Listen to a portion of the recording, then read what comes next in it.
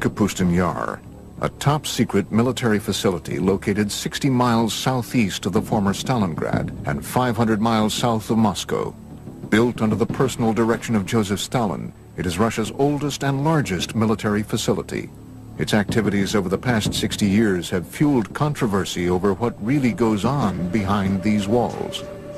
Kapustin Yar, or Vladimirovka, as initially it was called. It was, and it still is the first Russian space range. I'm Vladimir Semenov, and I was with KGB for 26 years. Kapustin Yar, everything was top secret. It was nothing there not secret. I am Sergei Khrushchev's son and former Prime Minister of Soviet Union, Nikita Khrushchev. Less than a year after the Roswell crash made headlines around the world, many believe that this Russian base may have experienced a landmark UFO encounter and crash of its own. June 19, 1948, early evening. According to reports, Kapustin Yar's air traffic controller sees a strange object appear on his radar screen. At the exact same moment, a MiG pilot about 10 kilometers downrange from the base sees a large silver cigar-shaped UFO directly in front of him. He radios back to the base that he's being blinded by a bright light. A Russian pilot encountered a UFO in 1948 and tried to attack it with extremely unfortunate results for both. The pilot was blinded by rays of light emanating from the UFO. It is believed that under direct orders from Soviet Air Force Commander-in-Chief Zyugarov, the pilot engaged the UFO for almost 3 minutes before launching a missile that was finally able to bring the object down.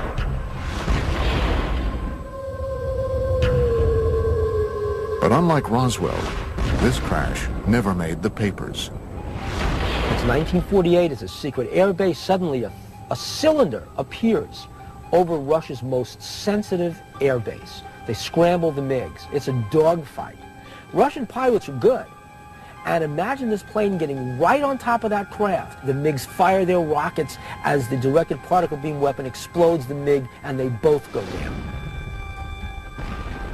Reports suggest that the blinded pilot, in his final attempt to regain control of his MiG, was hit by the object's weapons and perished along with his airplane.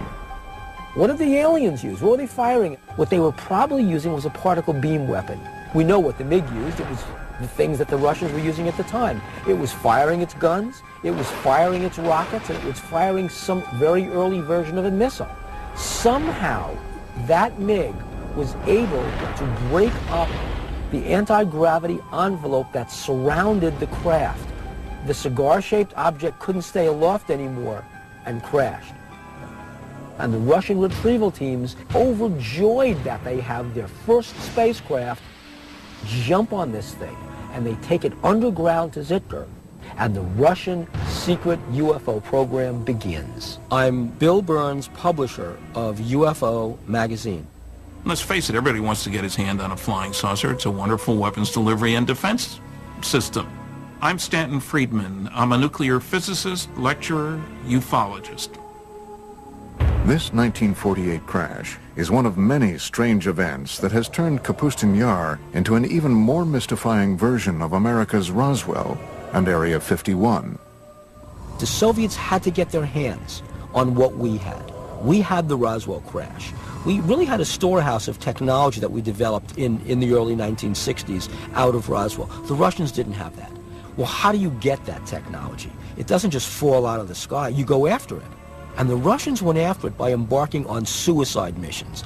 Anything they could do to get their MiG pilots to shoot down an extraterrestrial spacecraft was fair game. From the time it was constructed in the early 1940s, Kapustin Yar was cloaked in secrecy. It is a place where it is said the Soviet Union's top researchers, scientists, and military specialists were sent to develop highly classified Cold War technology and weaponry. I know everything because I spent months and years in the Kapustin Yar working there testing our cruise missiles that we designed for the Soviet submarine to sink American aircraft carriers. Kapustin Yar was on a very short list of facilities that the U.S. intelligence wanted to get imagery of. There are basically the three things going on there. They're testing surface-to-air missiles, they're testing surface-to-surface ballistic missiles, and they're also testing air-launched missiles, cruise missiles. All three are going on at the same place, and so it's of high interest to U.S. intelligence. In fact, the building of the base was so secretive that when a small town nearby was deemed by the Soviet military to be too close for comfort, its residents were evacuated, and it was simply eliminated. The name of the town? Zitkur. Zitkur is a small town just a few miles downrange of the Kapustin Yar test complex, and basically probably what happened was the Russians decided that due to people seeing what was being tested, it would be better to just close that town off. Many researchers believe the name Zitkur was subsequently assigned to the highly classified subterranean UFO research center beneath Kapustin Yar. There is an idea that in Zitkur and Kapustin Yar there is a storage point for crashed UFOs and corpses of the visitors and members of their crew.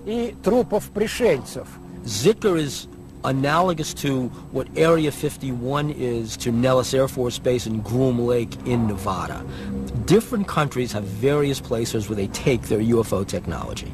And what they do with it is they try to break it down. They see what it is and how can we reverse engineer this.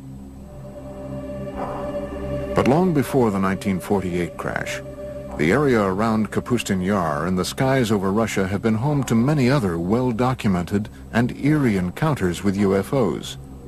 Some date back to a time before what we know as Russia even existed.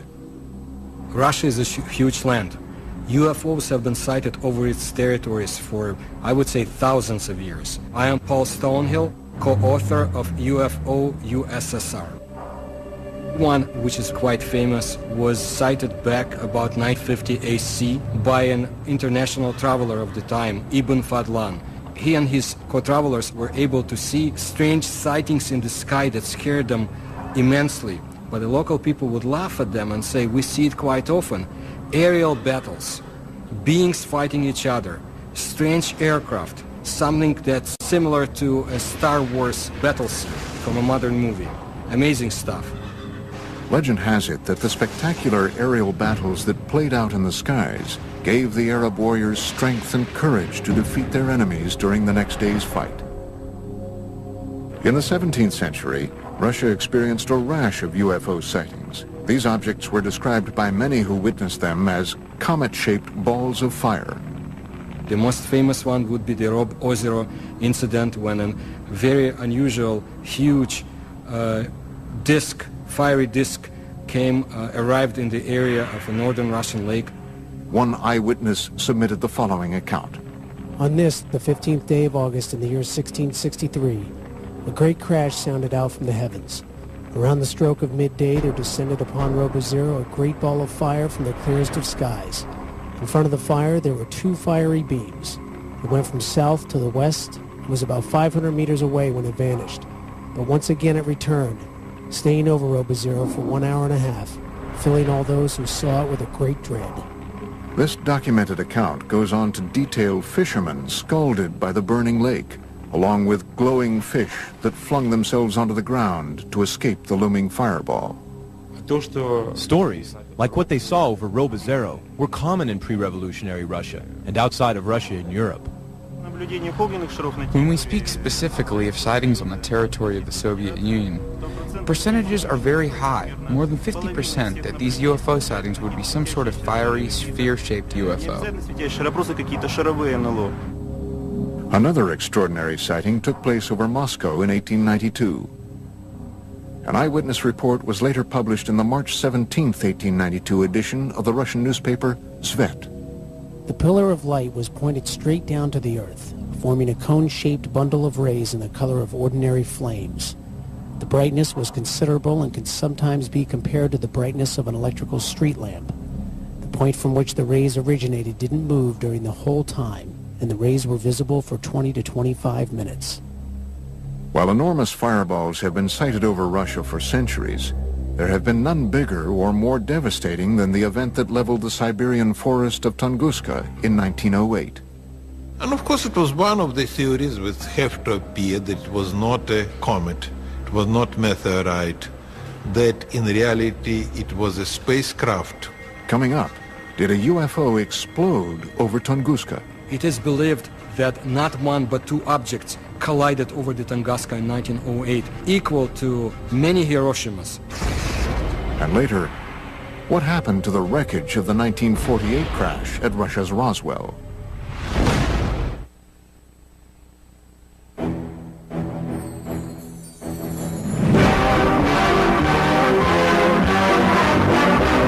Hurtling through the solar system, a speck of cosmic dust strikes the Earth. Commonly, these meteors are vaporized by friction in the atmosphere. This is part of the story of one that wasn't. A meteor that landed in 1908 in Siberia with the destructive force of an atom bomb. June 30th, 1908, approximately 7 a.m. The tranquil forest of Tunguska, Siberia, was rocked by a deafening, earth-shattering explosion.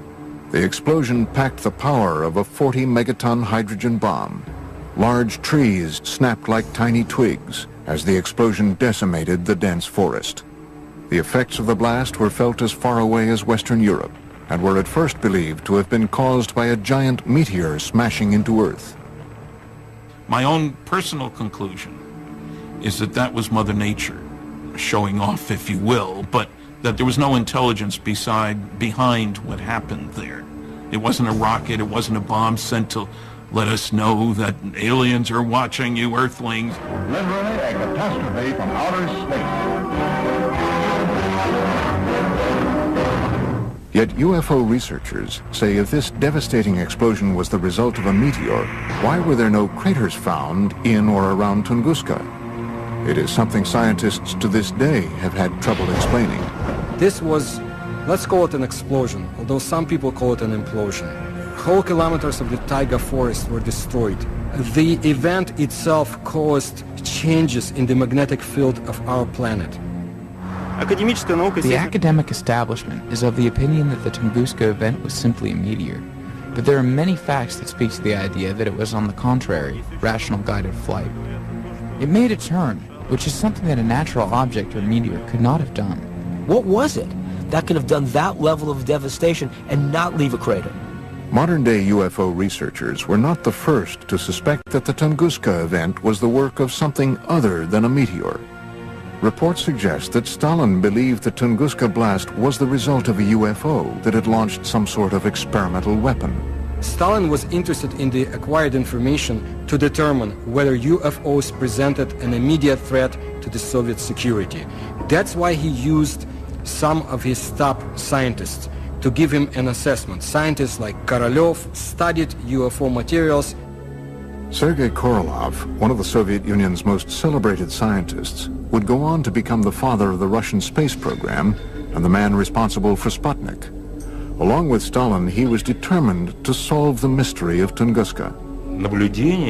These observations prompted him to finance an expedition to the place where the Tunguska event happened. Sergei Korolev used his own money to send an expedition to the Tunguska area in helicopters. Korolev never met with Stalin. There was some researchers who was looking to prove that Korolev really met with Stalin, but they didn't find any record.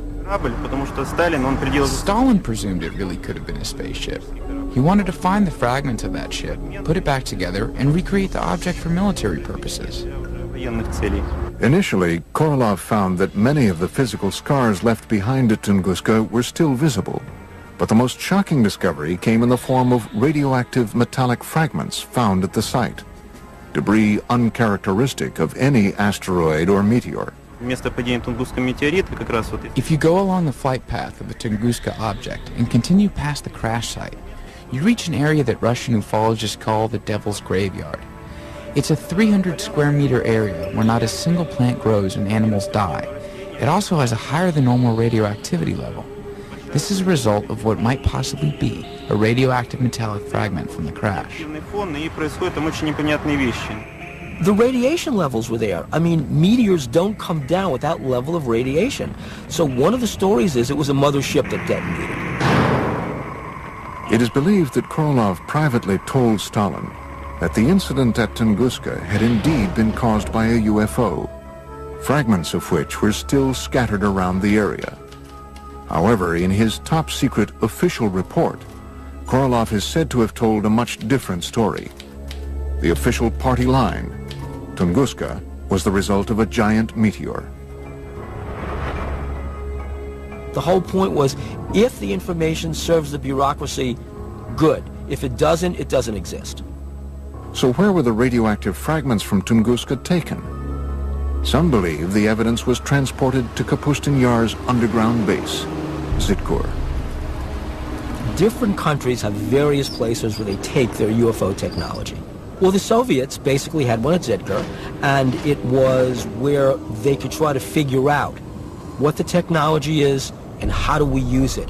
And of course, the security around those bases is essentially shoot-to-kill security. Was Stalin's team of scientists inside the underground lab of Zitkur using UFO wreckage to advance their fledgling missile defense and space programs? They had a couple of people, men, at the top of their program who really pushed the space program. I'm Fred Kulik at Caltech. The head of the space program had direct connection to Stalin and later Khrushchev. In their quest to acquire UFO technology to beat the Americans in the space race, it has been reported that top Soviet military officials ordered MiG pilots to shoot down UFOs as far back as World War II, a time just before the Russian Roswell crash of 1948. So that gives you a two-pronged concern about UFOs. One, you want the new technology to top the other guy's flying technology. And two, we need to be on the alert for new stuff from them. So either way, you want your guys to shoot them down. As the word spread that UFO wreckage from Tunguska and the 1948 incident were being studied at Zitkur, Russia's Cold War enemies were becoming more and more intrigued by what might be going on above and below the top-secret military base. The CIA had agents in the Soviet Union back in 1950s who had reported on UFOs, and the CIA was very much interested in what was happening in the Soviet Union. Coming up, shocking, never-before-seen U-2 reconnaissance photos of Kapustin Yar. And later, an underground tour of Zitkur, revealing for the first time ever the base within the base at the center of Russia's Roswell. In the early stages of the Cold War, the Soviet military test site of Kapustin Yar became a hotbed of secret activity that involved advanced weapon, missile, and rocket tests. So after World War II and the development of the atomic bomb, they were not able to build small atomic weapons. So they had to build big rockets to carry them. Unlike the U.S., we still had fairly sizable rockets, but we could miniaturize things to a certain extent, much better than they could. So from the very beginning, they envisioned large rockets, and that really gave them a start on the space program as well. The Russians had one of the scariest pieces of paper I've seen at one of the 20 archives I've been to, said that the Russians have made more progress in the past 18 months in the development of nuclear weapons and methods for delivering them than had been anticipated for 5 years. That was in 1951. By the early 1950s, rumors of UFO activity and experiments at Kapustin Yar had indeed leaked beyond Soviet borders. Alarming news that some say may have prompted the U.S. to find out once and for all if the Soviets had gotten their hands on UFO technology. Kapustin Yar and Zitkur were at the top of our military watch in the same way that Area 51 and Wright-Patterson Air Force Base on Los Alamos were at the top of their military watch. Tim Brown is a senior analyst at globalsecurity.org. His specialty? Interpretation of top-secret satellite and spy imagery for both private and governmental agencies. Kapustin Yar was in the top 10% of facilities that the U.S. intelligence was monitoring in Russia, and that's evidenced by just the sheer volume of declassified documents that are available that show that there was a consistent, ongoing interest in what was going on at that facility. Not long after the United States had developed its most sophisticated spying machine to date, the U-2 spy plane, the first mission was to, where else? Kapustin Yar. This is probably the first time anyone outside of the CIA or the intelligence community has looked at this, the U-2 imagery of Kapustin Yar. reconnaissance couldn't reveal can now be seen for the very first time in this exclusive underground tour of what could be the nerve center of all Soviet UFO activity, Zitkur. Based on reports and drawings from Russian UFO expert Anton Anfilov, seen in the West for the first time, this rendering is what might possibly be the first glimpse ever of this secret cryptic facility a quarter-mile below Kapustin Yar. Let's say that you get a chance to go down there to the most secret Russian UFO laboratory. It's not glorious, high-tech, and brightly lit. It's dank, it's dark, and it's dingy. It's Russian. It's extremely compartmentalized. It's like an underground shopping mall, except inside the mall are all these rooms where there's exotic technology being taken apart and put back together. In this hub, they're doing autopsies on alien bodies. In that hub, they're reconstructing an engine. Then you've got these fantastic Rube Goldberg machines. What they are machines to test various components, and then finally you come upon these huge underground hangars. And what you're struck by is that there are no airplanes in the hangars. There are these long, cigar-shaped, cylinder-shaped craft in various stages of disrepair because they've crashed. And they're going to try and reverse engineer these. That's what you'd see at this base. Is this the secret location where the wreckage from the 1948 Russian Roswell crash was taken, along with fragments from the Tunguska UFO? I cannot deny rumors of the so-called captured UFOs. The Soviets tried to recover lost fragments of their secret tests, and it would be convenient to them to say, yes, UFOs is something that we captured, a UFO is in our hands, but why would they keep the secrecy on the subject of UFOs so tight?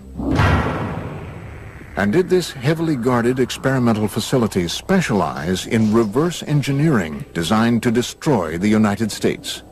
If Kapustin Yar is where you're doing your advanced development work, rocketry, aircraft, weaponry, laser weapons, all this kind of stuff, where you need high security and a good setting for your scientists and major computer facilities, then you'd expect that that's where they'd be doing their UFO, advanced UFO research, not UFOs 101, UFOs 404.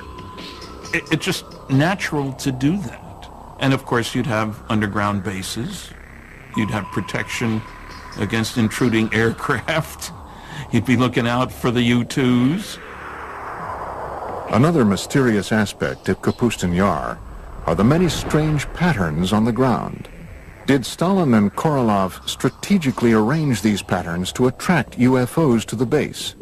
Some researchers believe the Russians may have borrowed this idea from ancient civilizations, whose pyramids are said to have been constructed in geometric shapes and patterns designed to attract inhabitants from other worlds. Looking at Kapustin Yar from there, there's a lot of facilities, markings, patterns that might, to the untrained eye, look like they're from another planet or not of this Earth. They might look like something that you'd see in South America with the Mayan cultures, or maybe crop circles. Between the reported UFO crashes and the ultra-top-secret research, how did the Soviets flaunt their advances at Kapustin Yar? Now there was a new date for Russian youngsters to remember. October 4, 1957, when Sputnik, the first Earth satellite, was launched. October 4th, 1957. The Soviet Union's space program successfully launches the world's first artificial satellite into orbit. In the history of the Earth, no other event had captured the imagination of so many people as this first step into space. 4 years later, the Russians once again beat the Americans by launching Yuri Gagarin into space in the first manned flight to orbit the Earth. 2 feats that put the Soviet Union way out in front in the ultra-competitive space race.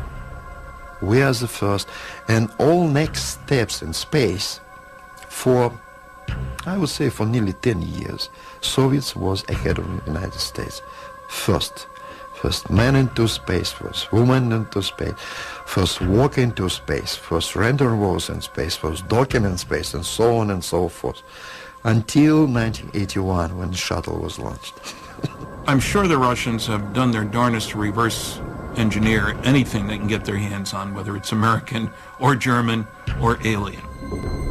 Coming up, relive what many believe to be a spectacular UFO crash at the actual site in a village near Kapustin Yar. I don't recommend that we stay here any longer. It's already harmful. Let's leave here and go to some place where no unknown forces can act upon us and influence us. And find out exactly what the KGB knew about dogfights between MiGs and UFOs at Kapustin Yar as we open the mysterious KGB Blue File.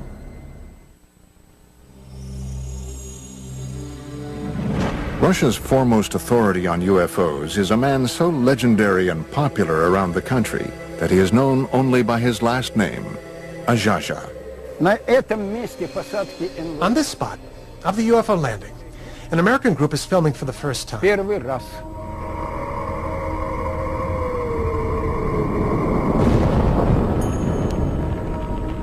was very popular at the peak of the UFO activity in the Soviet Union. It was late 60s, 70s. At that time it was not permitted, but not restricted to talk about this.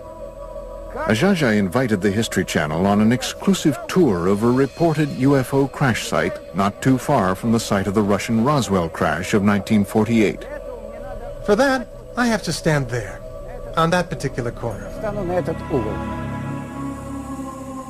Using 2 copper rods, Azhaja begins the tour by testing the ambient energy that the crash site still emits today.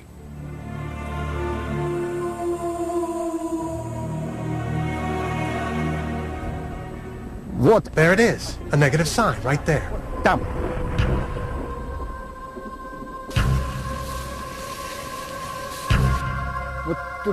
there, that way. So here, in this spot, occurred the crash landing of a flying saucer. First I'm going to go directly across. Then I'll go perpendicularly. Then I'll go by the diagonals. This is where the boundary begins.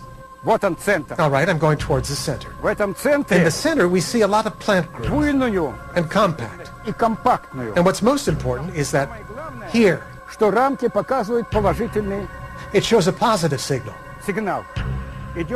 Now we are going towards the border. Now they're showing neutral. And here, here's the other part of the border. Right from here to over there. Now I'm going away from the center, toward the other side. Azhaja is walking the 100-foot by 20-foot outline of a cigar-shaped UFO that reportedly crash-landed here in 1961. Again, now we're going back. It shows a powerfully strong signal. See how it's turning? It's powerfully positive. We're going back. Negative. There it is, see? Here's where the border is. We got one point over there, another point over there. 3 point and 4 point.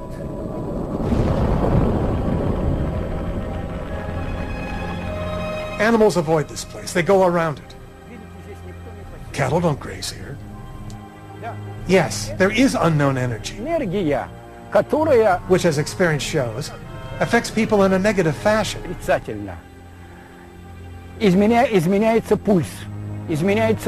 pulse changes. The heartbeat changes. You grow short of breath. You begin to sweat. Okay. I don't recommend you stay here any longer because it's already harmful. Come on. Let's leave here. For a normal place, where no unknown forces will influence us and act upon us. Azhaja's account of this UFO crash was supported by a resident of adjacent Shodnya village, who upon seeing Azhaja told her account of seeing the crash out of her window, which overlooks the site from less than 200 yards away. Well, it was 4 or 5 in the evening. It was later in the day. And suddenly my mother screamed. She said, "Hey, look at that. There was some kind of ball, a sphere that flew by." And then she said, "Oh, it's probably a flying saucer." And it was a big, fiery red sphere that flew by. The sphere went over there, past the train tracks, and went down into the valley of the river Skunya, right down and over the river. Experts like Ajaja believe that UFO events like this crash, as well as the 1948 Russian Roswell crash, caused a Pandora's box to open over Kapustin Yar, leading to what some have called a war in the skies over Russia. Pilots would often receive orders from the ground to defend their airspace and shoot down UFOs. Other times, the UFOs would go on terrifying attacks. What intrigues me about the Russians as much as anything is apparent dogfights between UFOs. And I've read several accounts of that, several of them having dogfights. Perhaps the most compelling evidence of encounters between Soviet MiGs and UFOs over Kapustin Yar comes firsthand from the most celebrated of all Soviet test pilots, Marina Popovich. A national hero, a cosmonaut, perhaps the Chuck Yeager of Russia. She says that she witnessed actual battles between Soviet pilots and UFOs. One incident in 1964 occurred during a Soviet Air Force training mission. Alexander Kopegin was the commander of a squadron and a pilot instructor in one of the flight schools. One day he was flying with a cadet and they were attacked by a UFO. They went into a spiral dive. While on another top-secret military expedition in February 1980, Colonel Popovich encountered multiple unidentified objects in the skies over Russia. I saw 3 fireballs, 3 amazing lights in the form of a triangle, and I observed them as they flew away. Another MiG test pilot, Colonel Vyatkin Lev Mikhailovich, agreed to tell his first-person account for our cameras for the very first time. August 7th, 1967, 6:30 in the evening. Colonel Mikhailovich reports that his MiG was momentarily captured in midair by a UFO. When I was making the aerial move to the left, suddenly from above I saw a light. This big disc began to slowly light up, and I just had time to quickly tilt the plane, but the wing hit the ray of light. The plane shook and the gauges and instruments began to move from right to left, right to left. It is as though the ray of light dissolved into shining little points of light. Imagine my surprise when my technician named Mikhail said, "Lev Mikhailovich, the wing of the airplane is glowing." As it turns out, for a whole week in the hangar, the left wing was glowing with a white light. They washed the wing with kerosene, and soon after that, the glowing ended. Fortunately, Colonel Mikhailovich's encounter with a UFO over the skies of Kapustin Yar in the 1960s did not end as dreadfully as the famous 1948 encounter in the same skies. No, I wasn't scared. I was just puzzled. I was particularly stunned that the ray of light turned out to be hard, because I felt the impact. As UFO reports continued to stream into the Soviet government from both civilians and military officials, the KGB was busy covering up the reports, silencing those who made them, and clamping down on the press. But all the while, the spy agency was creating an official report on UFO activity in the USSR called the KGB Blue File. Americans will never understand this, you know, because you have to be inside KGB to know the power KGB had. And during Stalin time, KGB was unbelievably powerful. Written and researched over the 20-year span between the mid-60s and the mid-80s, the KGB Blue File was one of the most extensive official explorations of UFOs ever commissioned by any governmental agency anywhere. The KGB Blue File is a 124-page collection of documents released in 1990.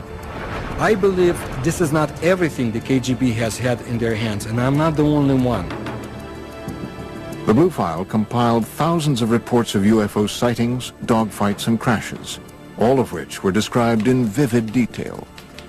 According to the Blue File, as recently as March 21st, 1990, the residents of a dozen Russian towns not too far from the gates of Kapustin Yar all witnessed the exact same UFO sighting between 10 and 11:30 p.m. The following is from the written account of a KGB internal affairs officer. After obtaining more exact information, it was established that a rather large number of residents in nearby cities became eyewitnesses of a UFO, and in several cases, 2 UFOs. One witness saw a ray of light emitted from the object that illuminated the Earth's surface. If there are so many rumors and talks about UFOs, sooner or later government will ask its intelligence. What's going on, guys? Explain us. And KGB had to create this file with all the publications abroad and some witnesses who saw or thought that they saw it. Is it possible that this 1990 incident could have been a simple military test sent up from the grounds at Kapustin Yar? Or was it yet another incident involving UFOs? Coming up, shown for the first time outside of Russia, exclusive footage of what might be the only recorded evidence of a fireball UFO crash. If the Soviet Union had not imploded under its own weight in the early 1990s, the chilling accounts you've just seen of close encounters of the first kind in and around Kapustin Yar would have remained yet another Soviet-era secret. It's different, because the time is different. You know, if you're talking with elder generation, yes, of course, no question about this. But nowadays, absolutely different. You know, younger generation now, they are living in another society and they have much more freedom. This new freedom in Russia helped the producers of this program acquire, through official channels, this Soviet military footage you are about to see. Throughout the 50s and 60s, the Soviet military experienced a string of failed rocket launches and missile tests that resulted in one disaster after another at the base. Were these simply accidents or retaliatory attacks by UFOs? I have heard a story, for what it's worth, and I don't usually talk about myths, but I've heard that 4 Soviet big launch vehicles were exploded on the pads by aliens because they kept trying to shoot down the flying saucers. Hidden from view for 45 years, a Soviet military cameraman captured the after effects of what appear to be 2 fireball-shaped UFOs that reportedly crashed early on June 3, 1960. From what we can determine, not a single person outside of the Soviet military and KGB has ever seen this footage. 3 Red Army firemen are seen running from this massive fireball, which, according to reports, continued to expand, causing other massive explosions in the area for over an hour. One of the fireball-shaped UFOs was believed to have destroyed 3 Soviet rockets on their launch pads, while the other targeted and destroyed a rocket fuel depot, all just yards from the Zitkur underground UFO research facility. The charred remains of the 2 reported UFOs seen here were quickly sent across the base to Zitkur. Try and imagine Earth as an undeveloped colony. And just like the United States and the Soviet Union fought wars over other areas, political wars over other areas, imagine the aliens want our resources. And they're fighting over Earth the same way the U.S. and the Soviet Union had conflicts over other areas after World War II. How could all of these shocking events have been held back from the public for so many years? The Stalin's time and early post-Stalin times, everything was restricted. So you was not allowed to talk about this. In Stalin time, they will simply send you to the prison. Could all of these UFO accounts and the trail of freshly unearthed evidence of UFOs be attributed to logical explanation? Or is it possible that strange things really do happen in Russia? A reporter for one of America's largest newspapers says yes. In May 2005, reports reached the Moscow bureau of the Los Angeles Times that a lake about 3 hours away from Moscow had simply vanished. We went up there because we heard that it had just disappeared, and I said, you know, I'm not going after this story. A lake does not just disappear. Kim Murphy visited the site a few days later. Her account was published on the front page of the newspaper on May 27, 2005. We got up there and just found this huge hole in the ground. The only eyewitness, as far as we know, who actually saw what happened described going down to the lake where he says there's this swirling of water that looks like water going down a toilet bowl, just, you know, in a raging circle, just tumultuous. And it's going and it's going and it's going, and pretty soon it's gone. From disappearing lakes to fireballs seen in the sky to reported attacks by cigar-shaped UFOs, Russia continues to be a land of incredible mystery. And as top-secret work continues to this day at Kapustin Yar and Zitkur, the base remains a potent lightning rod for UFO activity. According to one researcher, Kapustin Yar was the site of a crash in 1989, and even more recently, the debris of a 1997 crash in Poland was taken to Kapustin Yar for analysis. Recent political moves by Russian President Vladimir Putin have caused some in the West to accuse his government of closing the Iron Curtain once again on today's vibrant Russia. On a day-to-day basis, people are convinced and worried that Putin's Russia is a much more authoritarian Russia than was Yeltsin's Russia. They do know that UFO information is not available from Russia as easily as it had been before. You lose the ability to control secrets in an open society. Putin came out of the KGB. He's seeing a lot of valuable information and valuable technology go to private sources. The Soviet Union is closing down in a lot of areas, but also closing down in UFOs. It might be even longer until the curtain is pulled back on the secret underground laboratories and lairs of this legendary Area 51 of Russia. And we have only just begun to scratch the surface of the puzzling mysteries of Russia's Roswell. Extraordinary claims require extraordinary evidence. Seeing is believing.